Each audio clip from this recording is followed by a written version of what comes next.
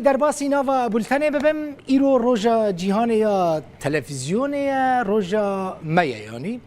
و روژه از وگراند بری 22 سالان دما که من یکمین بولتنه نوچهان ده یکمین تلویزیون ساتالیت ده تلویزیون مت تیوی ده روژا 19 ماه پنجان سال 1995 پیشکش کرد. من وقتی یکمین بیجاره نوچهان کردی ده تلویزیون کردی ازمانی ده دبینن بگمان جبو من تشتکی خوشه ایروژی لسروی مجاره میوان پروگرام نوروز بوم که گلستان پیشکش کرد. من هنکی بحثا دست پیکا خویا روزنامه‌گری و کار تلویزیونی کرد که بری 22 سالان دست پیکر مگوت من دگلک تلویزیونا دا کار کرد لبراستی تلویزیونا که زیده خواهی دا آزاد دبینم تلویزیونا میا روداوه یعنی ادی روداوه که مالا منه و که مالا میا سری ما ببلنده و